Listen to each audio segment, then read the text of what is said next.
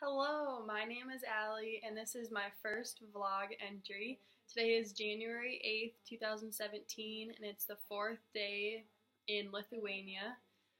I'm going to talk a little bit about the Museum of Genocide Victims as well as going to the orphanage today. So, Susan Sontag on page 8 in chapter 1 says, "They show how war evacuates, shatters, breaks apart, levels the built world. Then later says, look, the photograph says this is what it's like. This is what war does. And that is what it does too. War tears, rends. War rips open, eviscerates. War scorches. War dismembers. War ruins." It's hard to determine if Sontag is talking about humans or buildings. Her comments follow what happens to both, though. When I went to the Museum of the Genocide Victims, I had a glossy understanding of what war really was. I understood that people died, but when I heard war, I usually just thought that it was buildings being bombed. My ideas about war have been completely changed, however. The museum showed some very graphic pictures of the victims. One wall at the end of the prison cells in the basement, which was very eerie, I might say. It was just full of pictures, and it was all collaged together, and it was all victims. They were all dead. And some of them seemed to be propped up and posed, but some of them didn't. And there was no names associated with the pictures like the other ones. There was no caption saying what happened to them because it was pretty obvious. But they were pretty gruesome. Some of the victims' eyes were taken out. Others were obviously beaten profusely, and others just had a straight bullet hole in their forehead. It was hard to look at the torture these subjects must have endured. I mean, it must have been excruciating for them. I can't even imagine what they were thinking about in their last hours or last minutes. Also, in the museum, there was one picture placed with the others that just didn't seem right. I mean, all of them seemed very normal and anything like that. And there was one right in the middle, and there was a picture of 4 officers standing with their guns, and there was a guy that they had just killed sitting on the floor right in front of them.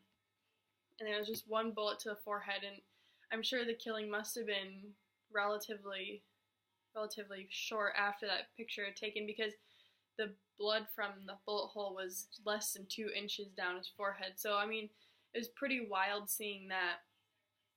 I mean, I think I had such a hard time seeing all the pictures of the victims, because when someone dies, you want to make them as human as possible. In a hospital setting, you'd put the blanket over their forehead, close their eyes, and when they're in the coffin getting ready for their funeral, they're very nice. They're always dressed up in their best outfits. They have their most personal belongings with them. So, I mean, it's just crazy thinking that some of these people were just left on the road when they were killed. The pictures definitely make the situation extremely real. One bright spot, however, in the museum was the section dedicated to the Lithuanian partisans. The museum emphasized how difficult their task was, and I can't even imagine, even to get out of their huts underground for food, water, ammunition, other supplies, it was a risk for their life. I also appreciated that the group wasn't strictly men. It was all women. They all had the same outfits on. I mean, the women had skirts, but they all had the same outfits. They were all holding their guns, and they all were in the same pictures together. So that was really eye-opening. It must have showed how generous and thankful that they were to have people on their side, and anyone and everyone could have joined the resistance. And I know that they didn't win, but I would have liked to have seen a number of the people that they saved. I must have missed that section in the museum if there was one. Overall, I mean, the Museum of Genocide Victims was extremely eye-opening and interesting. History classes in the States only focus on Anne Frank and the Holocaust. I had no idea that the Great Purge had even happened. Susan Sontag says on page 13 in chapter 1 that photography can be used to view people's pain. I completely agree in the fact that I felt sad and as though I should grieve through a major portion of the museum. Now, to bring this vlog on the other hand of the emotional scale spectrum, I'll share my experience at the Alytus orphanage. The children were spectacular. It was very happy and joyous the whole time.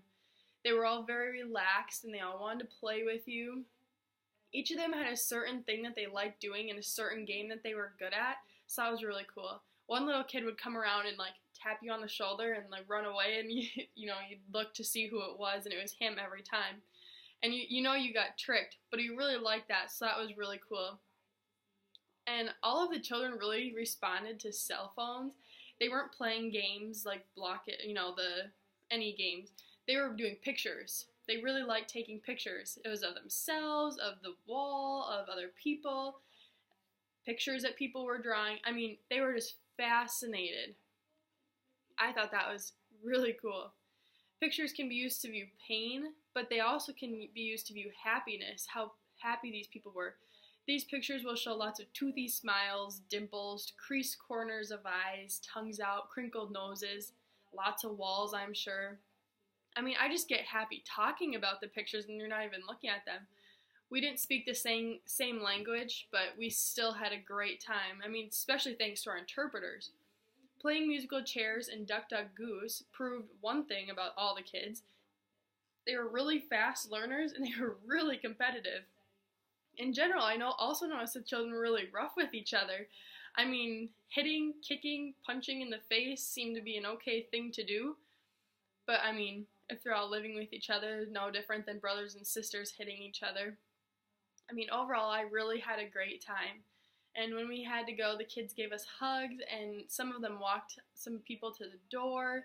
I mean, they all waved to us when the bus was leaving. I mean, that just melted my heart. I mean, such a great experience. And overall, the past 4 days have been extremely eye-opening, almost more eye-opening than I expected. Really grateful for my experience. And that will wrap up my first vlog entry. Thank you.